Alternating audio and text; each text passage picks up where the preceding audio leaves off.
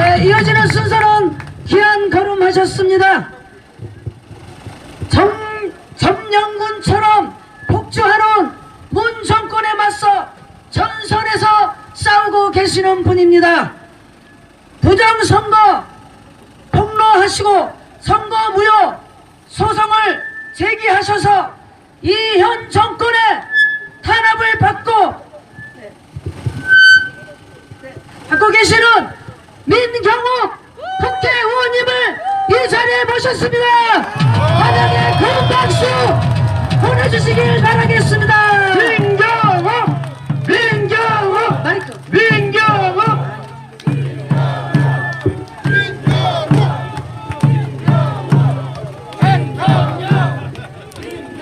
네, 반갑습니다.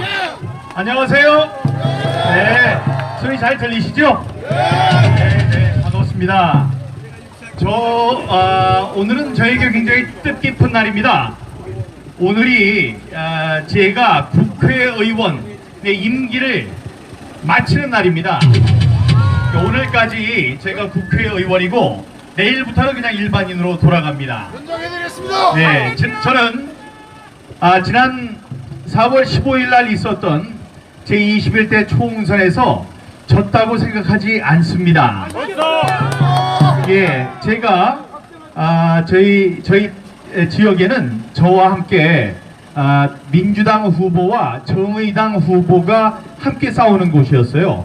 그래서 세 사람에 대한 승부가 어떻게 날 것인가 모든 사람의 관심이 집중되었습니다. 그렇기 때문에 무려 10번의 전국에서 여론조사를 했어요. 그 10번의 여론조사 가운데 단 한 번도 제가 진 적이 없었습니다. 예, 그리고 이 선거는 그 분위기를 보면 압니다. 여러분 다 아시겠지만은 내가 이번 선거를 졌구나 이겼구나 하는 것은 저도 알고 제 식구들도 알고 또 저를 도와서 운동을 하는 운동원들도 다 아는 거죠. 예, 그 분위기로 봤을 때 그 압도적인 승리를 거둘 수 있을 것이라고 생각했고, 또 특히 이 좌파에서 2명의 후보가 나오고 우파에 저 혼자가 나왔기 때문에 그쪽 표가 갈라져서 제가 질 수 없는 선거였습니다. 그런데 그 선거에서 졌어요. 그래서 이상하게 생각했습니다. 이게 도대체 어떻게 된 일인가 그랬는데, 여러분들 가운데도 지금 선거를 부정선거라고 자꾸 얘기를 하는데 도대체 뭐가 부정이야? 이렇게 생각하시는 분들이 분명히 계실 거예요. 그러면은 저의 예를 듣고 저의 예를 들으시면은 이게 뭐가 잘못돼도 한참 잘못됐구나 라고 아실 수 있을 것입니다. 제가 여러분 사전선거가 있죠? 사전선거는 관내 사전선거가 있고 관외 사전선거가 있습니다. 그런데 제가 관내 사전선거에서 100표를 얻었어요. 그리고 관외 사전투표에서 39표를 얻었습니다. 그런데 그거는 있을 수 있는 일이에요. 그런데 민주당 후보가 사전 관내 투표에서 100표를 얻고 사전 관외 투표에서 39표를 얻었습니다. 똑같아요. 그건 좀 이상하죠. 이상하다 그랬는데 더 놀라운 것은 정의당에 나온 후보의 사전 관내 투표가 100표, 사전 관외 투표가 39표입니다. 3명이 똑같아요. 이거는 있을 수 없는 일이라고 했습니다. 이걸 보고 어떤 통계학자가 뭐라고 얘기를 했냐면 2가지 얘기를 했는데, 이거는 1000개의 동전을 하늘로 던져서 모두 앞면이 나올 확률보다 더 희박하다. 그러면은 여러분은 1000개를 이렇게 막 던지다 보면 한 10번 던지면 되는 거 아니냐? 그렇지 않고요. 이 우주가 생겼을 때부터 계속 던져도 지금 던져도 안 나온다는 겁니다. 예, 그런 엄청난 조작이라는 거죠. 또 박성현 교수님이라고 한국 통계학자 중에 최고의 권위를 지닌 분이 계십니다. 그분은 그러셨습니다.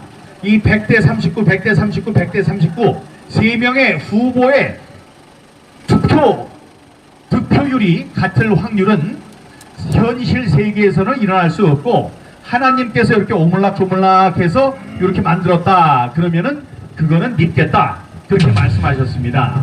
그래서 이번 선거는 그 어떤 사람이, 그 어떤 나쁜 사람이 오물락조물락 자기가 하나님인 것처럼 이렇게 조물럭거려서 만들어 놓은 부정선거입니다, 여러분. 여러분, 이번에 사전 관외 투표는 어디다가 집어넣어서 보내야 하느냐 하면은 요만한 봉투에 집어넣어야 돼요. 그런데 비례대표 용지는 이만큼이나 됐습니다. 한 40cm가 넘었어요. 40cm가 넘었기 때문에 투표지 분류기에도 들어갈 수 없었습니다. 그러니까 봉투에다 넣기 위해서는 어떻게 해야 되겠어요? 접어야 되겠죠. 한 번도 아니고 한 두어 번 접어야 됩니다. 접어서 집어넣어야 되는 게 사실인데 그렇게 해야 하는 건데, 이번에 개표를 하면서 보니까 이만큼씩 몇백 통씩 몇백 장씩 한 다발로 한 번도 접지 않은, 그러니까 조폐공사에서 갓 출고된 지폐같이 빳빳하게 나온 이 투표용지들이 잔뜩 있었습니다. 이거는 사전 투표로 우리가 인정할 수 있겠습니까, 여러분? 그런 투표용지들이 부지기수로 나온 것, 이것이 바로 이번 선거가 잘못됐다는 증거입니다. 여러분, 중앙선거관리위원회는 뭐 법무부나 무슨 교통관리공단, 다른 곳과는 달리 뭐 교통관리공단도 그런 게 있긴 있군요. 거기에 관리라는 게 들어가요. 관리. 이 중앙선거관리위원회는 4년마다 한 번씩 있는 총선, 5년마다 한 번씩 있는 대선, 또 4년마다 한 번씩 있는 지방선거를 관리하는 사람들입니다. 그래서 이 사람들은 단 한 표도 잘못되면 안 돼요. 그런데 지금 어저께 이 사람들이 제가 이 선거가 잘못됐다, 부정선거다, 그러니까 시키지도 않았는데 우리들이 그걸 기계를 내놓으라고 하니까 이 사람들이 어떻게 했느냐, 내놓지 않고 우리들이 시연을 하겠습니다, 시키지도 않는 시연을 했습니다. 시연을 했는데 우리가 바라는 걸 하나도 하지 않았어요. 그 사람들은 엄한 기계를 뜯고 엄한 데를 보여주고 시키지도 않은 말하고 그랬었습니다. 그런 사람들 이번에 단 한 표라도 관리가 잘못된 게 있으면 되겠습니까? 안 되겠습니까?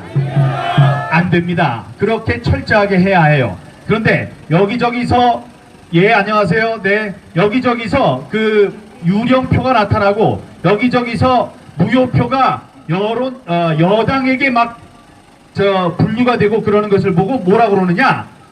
그거는 저희들이 실수를 좀 했습니다. 그렇습니다.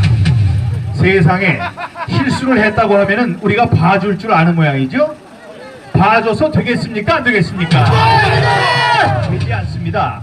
자, 60년 전 1960년에 4.19 혁명을 불러온 3.15 부정선거가 있었습니다. 그게 1960년이에요. 그때 어떤 무기경신 갑자 따져가지고 무슨 해였냐면 경자년이었습니다. 경자년. 1960년이 경자년이었는데 그 60년이 지난 올해가 2020년 다시 돌아온 경자년입니다. 그때 3.15 부정선거로 사람들이 사형에 처해졌어요. 이번에 4.15 부정선거는 아까 교수님께서 말씀하셨지만은 옛날에 있었던 그 부정선거보다 훨씬 더 조직적이고 훨씬 더 광범위하게 저질러졌습니다. 여러분, 우리들이 내 주머니에 있는 단돈 100원을 훔쳐가도 1000원을 훔쳐가도 우리는 화를 내게 마련입니다. 그런데 이 민주주의에 있어서 선거는 꽃입니다. 선거는 우리 민주주의를 지탱하는 가장 중요한 기둥 중에 하나예요. 우리 헌법 1조 2항은 이렇게 얘기하고 있습니다. 대한민국의 주권은 국민에게 있고 모든 권력은 국민으로부터 나온다. 그래서 우리가 이 선거를 통해서 선거에 당선된 사람들에게 우리의 권력을 이양하는 겁니다. 그래서 그 사람들이 대표로서 국회에 나가서 국정을 논의할 수 있게 되는 거예요. 그렇게 소중한 우리의 한 표를 저 사람들이 가져갔습니다. 우리가 찍은 표가 개표되지 않고 그거는 다 알아서 없애고 자기네들이 만들어온 표로 개표를 했다면 그게 우리가 참을 수 있는 일이겠습니까, 여러분? 그래서 저는 외칩니다. 이번 선거 잘못된 선거입니다. 그냥 봐서 넘길 수 없는 아주 귀중한 선거인데 이번 선거로 우리의 귀중한 표를 도둑 맞았습니다. 이럴 때 우리가 참으면 안 되겠죠. 그래서 제가 구호를 몇 개 외쳐보겠습니다. 민주주의가 마지막 구호를 여러분 함께 외쳐주시기 바랍니다. 민주주의가 통전도와의 위기에 처했다. 애국 민주시민이여 총 걸기하라! 총 걸기하라!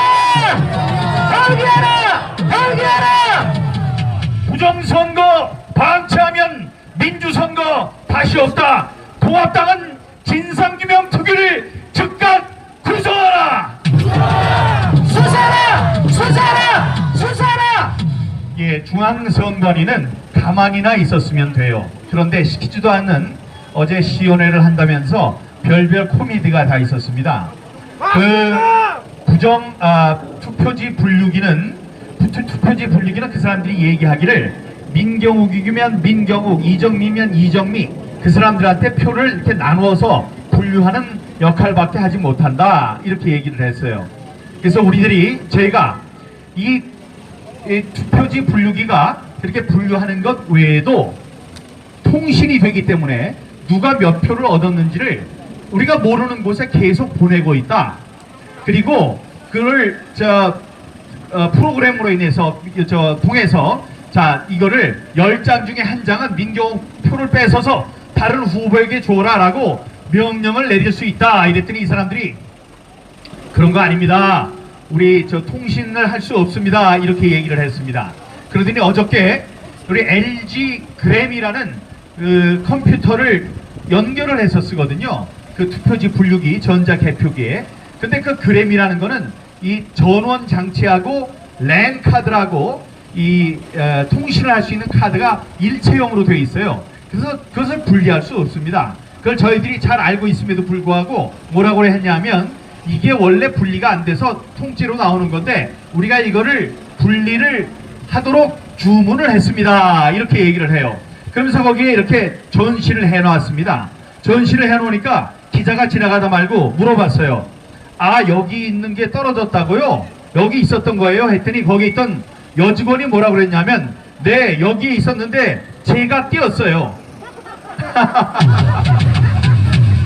자기가 띄었다고, 한 사람은 공장에서 뗀 걸 가져왔다고 그렇게 거짓말을 했는데 이 순진한 여직원은 여기 원래 있었던 걸 제가 띄었습니다, 뗐습니다 하고 양심 선언을 해버렸습니다. 이렇게 도둑질도 손발이 맞아야지 되는 거예요. 이 사람들이 어저께 한 거는 사람들이 뭔지 모르겠는데 이게 부정선거인가? 이렇게 여러분들 같이 와서 말씀을 듣지 않은 사람들은 잘 알 수가 없습니다. 그게 뭔가 하고 있는 사람들, 그 사람들을 속이기 위해서 기자들 불렀어요. 기자들 부르면서 저의 변호인단 못 들어가게 했어요. 그러면서 자기네들끼리 모여서 아무 말 잔치나 막 한 겁니다. 그때 이런 말도 했습니다. QR 카드, QR 코드라고 도장같이 생긴 코드가 있습니다. 옛날에는 바코드라고 이렇게 막대 모양의 바코드만 그 투표 용지에 쓸 수 있었어요. 그거는 법에 그렇게 나와 있습니다. 막대 모양의 바코드만 써라. 투표 용지에는 우리가 모르는 표시를 할 수 없다. 이렇게 되어 있습니다. 그런데 지금 여러분 사전 투표에는 다 도장 같은 네모난 찍혀 있는데 그거는 뭐라고 그러면 QR 코드라고 해요. QR 코드는 네모나게 생기고 점이 찍혀 있어요. 네모난 점들이. 그런데 그거를 QR 코드를 쓰면 안 된다. 막대형 바코드를 써라 그랬더니 이 사람들이 QR 코드를 QR 코드라고 하지 않고 2차원 막대 모양의 2차원 바코드라고 하는 거예요. 그러니까 웬 기자가 있다가 물었습니다. 아니 그렇게 하면 안 되는 거 아닙니까? 그랬더니 선관에 있는 사람이 뭐라고 하냐면은 맞습니다. 이거는 불법이 돼서 우리가 이 국회에다가 그 법을 고치라. 그랬더니 이 사람들이 안 고쳐요. 참 도대체. 그러니까 그 기자가 뭐라고 그랬냐면은 펄쩍 뛰면서 당신은 법 위에 있는 사람입니까? 당신은 국민 위에 있는 사람입니까? 하고 물었습니다. 여러분. 아니, 법이 있으면 법대로 해야지 법을 어기면서 국회가 법을 안 고쳐준다고 하는 것이 가당키나 한 얘기입니까? 그렇지 않죠. 그렇게 얘기를 했어요. 그러면서 꾸짖으니까 이 선관위에서 그 기자를 내쫓아 버렸습니다. 그런 사람들이에요. 우리 선관위 선거관리위원회가 어떤 조직이냐 하면, 우리는 이 정부에 가깝고 권력의 눈치를 보는 거를 뭐 세무서, 경찰, 검찰 이렇게 생각할 수 있습니다. 근데 그 위에 있는 게 바로 선관위예요. 왜 그러냐? 자기네들은 내가 이 권력을 만든다, 내가 대통령 선거를 통해서 그 관리하는 걸 통해서 대통령을 탄생시킨다, 그러니까 나의 이 비밀을 잘 맞추고 나의 눈치를 잘 봐야 한다, 이런 오만한 집단입니다, 여러분. 그래서 이 선관위 직원들 우리가 두 눈을 잘 뜨고 봐야 돼요. 거기에 선관위 상임위원이라는 사람이 있는데, 상임위원은 지난 선거에서 문재인 캠프에 들어갔어요. 캠프 요만큼쯤 문재인 당선을 위해서 열심히 뛰는 사람들, 그 안에 그 선관위 직원이 들어와가지고 열심히 했어요. 그 사람은 뭐를 전공했냐 하면 빅데이터를 전공했습니다. 빅데이터라는 거는 여기저기 몇백만 명의 투표 성향을 알아가지고 이 사람들은 뭐 교육 정도가 어떻게 되는 사람 누구를 찍고, 또 뭐 어디에 사는 사람들은 누구를 찍고, 돈 많이 버는 사람들은 누구를 찍고, 뭐 전과가 있는 사람들은 누가 찍고, 이러니까 이 사람들을 잘 주물러야 됩니다. 이런 것만을 연구하는 사람이에요. 다음에 전자개표기를 도입한 사람이 바로 그 조혜주라는 사람입니다. 그 사람이 가서 얘기를 했겠죠. 선거를 요렇게 조작을 하면은 당신이 천년 만년 정권을 쥐을 수 있겠습니다, 이렇게 얘기를 했겠죠. 그러니까 그 사람을 무리하게 이 선관위의 상임위원으로, 높은 자리입니다, 거기에 올렸어요. 그래서 국회에서 안 된다, 이 인사청문회를 거쳐서도 그런 사람들이 들어가면 안 된다, 선거는 언제나 공정하게 치러져야 된다라고 반대를 했습니다. 반대를 했는데도 죽자 사자 해가지고 그 사람을 지금 선거관리위원회 상임위원으로 올렸어요.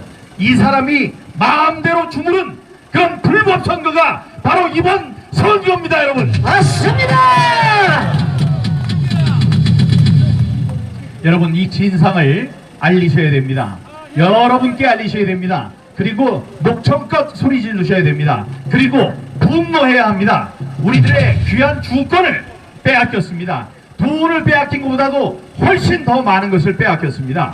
우리의 표가 남에게로 갔어요. 그런 것을 우리가 용납해서야 되겠습니까, 여러분? 안 됩니다. 그래서 구호를 외칩니다. 중앙선관위는 부정선거 실태를 실토하고 국민 앞에 섰고 폐지하라! 폐지하라! 폐지하라! 폐지하라! 우리들이 이번에 없애야 되는 게 세 개가 있습니다. 선거와 관련해서 없애야 되는 세 개의 공공의 적이 있어요. 그게 바로 사전투표. 첫 번째가 사전투표예요. 아니, 본투표는 딱 하루를 하는데 왜 사전투표는 이틀을 해야 됩니까? 다음에 사전투표지는 4, 5일 동안 이 CCTV도 없는 곳에서 보관이 잘 되질 않아요. 그러니까 사람들이 마음대로 만질 수 있는 겁니다. 그래서 사전투표는 없애야 됩니다. 여러분, 사전투표 없애는데 저와 함께 나서 주시겠습니까? 다음에 QR코드입니다. 말씀드렸다시피 이 QR코드에는 이 사람들이 뭐를 숨겼는지 도저히 알 수가 없어요. 이번 선거에는 무려 500만 명의 개인정보가 담겨져 있었고, 그거를 선거관리위원회에서 관리를 했습니다. 그게 무언지 알 수가 없어요. 하지만 500만 명의 개인정보를 관리하라는 용역 계약을 체결을 했습니다. 그거를 제가 발견해서 발표를 했어요. 그 500만 명의 투표 성향을 알게 되면 앞으로 있는 대선은 다 저들의 손에 넘어간 겁니다. QR코드는 그런 것을 접수하기 위해서, 그런 것을 알아내기 위해서 우리가 사용했다, 그자들이 사용했다는 그런 의심이 들고 있습니다. QR코드를 없애는데도 여러분 도와주시겠습니까?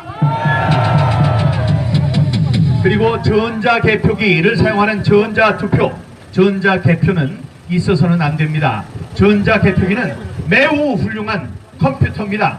컴퓨터는 프로그래머가 시키는 대로 일을 하는 기계입니다. 아주 무서운 기계예요. 통신도 된다고 저희들이 밝혀냈습니다. 이들은 그것을 거짓이라고 하면서 그것이 드러나는 것을 굉장히 두려워하고 있습니다. 이 누구에게 몇 표를 주고 누구에게 몇 표를 주고 그 중에 빼가지고 누구를 주고 누구에게는 무효표도 집어넣게 하고, 자, 이 모아진 정보는 다른 서버로 보내고 하는 온갖 못된 짓을 다 하는 것이 개표기입니다. 전자개표기입니다. 이 전자개표기도 없애야 되겠죠? 사전선거와 QR코드 전자투표는 민주선거를 가로막는 3대 적이다. 즉각 철폐하라! 철폐하라! 철폐하라! 철폐하라! 이번에 검찰의 수사를 촉구합니다. 이번에 제가 얼마 전에 5월 10일 날 국회에서 어떤 분이 제보한 6장의 투표지를 가지고 왔어요. 투표지가 그 사람들이 주장하기는 자녀 투표지랍니다. 남은 투표지를 가져왔었다 그러는데, 남은 투표지는 개표장에 가져오면 안 돼요. 남은 투표지를 이만큼 한 1000장을 집어넣으면은 그게 바로 부정선거가 되는 겁니다. 그렇기 때문에 그 자녀 투표지는 선거 종료와 더불어 종료와 동시에 지체 없이 선거관리위원회로 보내서 봉인을 해서 보관하도록 되어 있습니다. 그런데 그 사람들이 그 자녀 투표지를 바리바리 싸가지고 개표장에 가지고 왔어요. 개표장에서 6장의 투표지가 발견이 돼서 그걸 어떤 사람이 저에게 가지고 왔어요. 그래서 그걸 이렇게 흔들면서, 자, 이걸로 부정선거를 조사해야 합니다. 그랬더니 검찰이 어떻게 했냐면은 그 구리시 선관위에서 우리가 잃어버린 겁니다 했더니 그거를 가져간 사람을 도둑이래요. 도둑이라고 절도죄로 수배를 한다고 했습니다. 그리고 그걸 흔든 저를 뭐라고 그랬냐면 장물압이래요. 아니, 국회의원이 공익제보를 위해서 투표용지, 거기 있으면 안 되는 곳에 있는 투표용지를 가지고 와서 고발을 했는데 저를 장물압이라고 그러고 그 사람을 도둑이라고 하면서 저를 검찰로 부르더니, 아직도 제가 오늘 마지막까지 국회의원이라고 하지 않았습니까? 국회의원인데, 그것도 야당 국회의원인데 제 몸을 2번이나 수색을 했어요. 제 옆에 있는 이 변호인들도 당신들도 수색하겠다고 얘기를 하고, 이게 있을 수 있는 일입니까? 있을 수 없는 일입니다. 이런 일을 저지르고 있습니다. 검찰은 그렇게 하면 안 됩니다. 검찰은 국기문란을 야기한 21대 총선 부정의혹에 대한 전면적인 수사에 즉각 착수하라! 착수하라! 착수하라! 착수하라! 이번 선거에 대한 마지막 결정이 있어요. 이거를 저는 하느님이 보호하사 제 선거구에 있는 투표용지를 전부 다 압수했습니다. 압수해서 증거 보존이 되어 있어요. 지금 법원장 옆에 쌓여 있습니다. 그래서 대법원, 이 선거는요, 선거 관련 법은 판결은 이게 1년, 2년, 3년, 4년을 끌으면 안 되잖아요. 끌면 임기가 4년인데 4년 끌어가지고 잘못됐습니다. 그래도 복구할 수 있는 권리를 되찾을 수 있는 방법이 없기 때문에 선거 관련 재판은 단심으로 되어 있습니다. 예, 3번이 아니고 대법원 단심으로 되어 있어요. 여러분, 저희들이 생각할 때 이거 당연히 다시 한번 개표를 해야 됩니다. 이렇게 하는 게 맞다고 생각하지만, 이 지금 피고들이 중앙선거관리위원장이에요. 중앙선거관리위원장이 대법원의 대법관입니다. 권순우라고 대법관이에요. 권순일인가? 그 사람이 있기 때문에 그 동료 대법관을 피고로 하고 있기 때문에 이 사람들이 그거 하지 마십시오 라고 기각을 해버리면 큰일이 납니다. 그러니까 여러분도 도와주셔야 돼요. 이런 그 광범위한 전국적인 부정선거가 일어났음에도 불구하고 그걸 없던 것처럼 덮고 가면 되겠습니까? 그러면 안 되겠죠. 법원은 모든 정치적 외압에 굴하지 말고 이번 사건을 양심과 법에 따라 공정히 재판하라! 재판하라! 재판하라! 재판하라!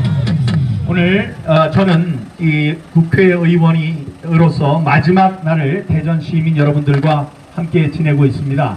이제 제가 국회의원 선거에 떨어졌다고 하지만 그거는 부정선거에 의한 결과라고 저는 확신을 하고 있고 그 확신이 매일매일 깊어지고 있습니다.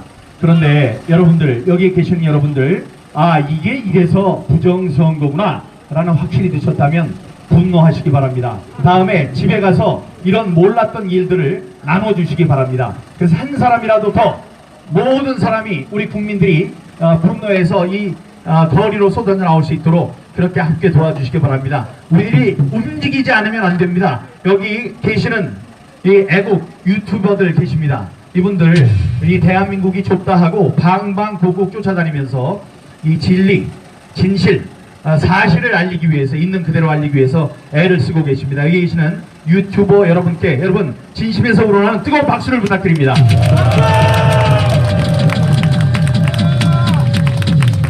여러분들이 아시는 것을 전화하고 대화도 하고, 예, 밥을 먹으면서도 이야기하고, 다음에 유튜브를 보고 거기 좋아요를 눌러주시고 구독도 하고 이러면서 우리의 힘을 하나씩 모아가야 합니다. 저는 이제 전국적으로 돌아다니면서 이 부정선거의 실태를 한 사람이라도 더 많은 사람에게 알리려고 노력할 것입니다. 지금은 이렇게 수백 명 모이셨지만 이제 앞으로 수천 명, 수만 명, 수십만 명, 이제 수백만 명으로 늘어나서 지난해 10월 3일과 10월 9일 날 있었던 우리 거리거리를 꽉 채웠던 그 수백만 인파를 우리 서울 광화문에서 다시 뵙기를 바라겠습니다. 여러분, 이 세상이 오늘 윤미향, 내일이면 국회의원이 된다고 오늘 기자회견을 했다고 해요. 그렇게 그 사람들이 뭐라고 그랬어요? 이 위안부 할머니들 그렇게 땡볕에 세워놓고, 자, 우리 지원금, 후원금 좀 주세요 해서 할머니들, 연세 드신 분들 힘들게 하고, 이제 가는 길에 너무 배가 고파서 아유 돈도 걷고 했는데 밥 좀 먹자 그랬더니 밥 사드릴 돈 없어요. 그랬다는 거 아닙니까? 그리고 그 이용수 할머니가 윤미향 당선자를 비난을 하니까 사람들이 뭐래요? 그 이용수 할머니를 뭐라 그래요? 친일파래요. 이 제정신이 있는 사람들입니까? 저는 그 얘기를 듣고 깜짝 놀랐습니다. 여러분, 그렇게 나쁜 사람들 우리가 용서해서야 되겠습니까? 그런 걸 생각해서라도 우리가 이 거리로 쏟아져 나와야 합니다. 이 부도덕한 비정상적인 악한 정권을 쓰러뜨리는데 우리들의 한 사람 한 사람의 힘을 모아야 되겠습니다. 대전 시민 여러분 존경합니다. 대전 시민 여러분 사랑합니다. 감사합니다. 네, 열띤 연설을 해주신 민경욱 의원님께 다시 한번 아낌없는 큰 박수 보내주시길 바라겠습니다. 민경욱 행사장이 떠나갈 정도로 우리와 같은 큰 박수 보내주시길 바라겠습니다. 네, 애국 동지 여러분 2m 간격 떨어주시길 바라겠습니다. 좀 뒤로 2m 간격 붙지 마세요. 좀 뒤로 네, 2m 간격 유지해 주시기 바라겠습니다. 네, 제가 여러분에게 위로와 힘을 드리기 위해서 노래를 준비했습니다. 대한의 아들딸, 네, 제가 직접 작곡 작사한 대한의 아들딸. 네, 여러분 뒤로 2m 간격, 네, 옆으로, 네, 2m 간격 유지해서 바라겠어요. 네, 태극기와 그때 머리 위로 높이 들겠습니다.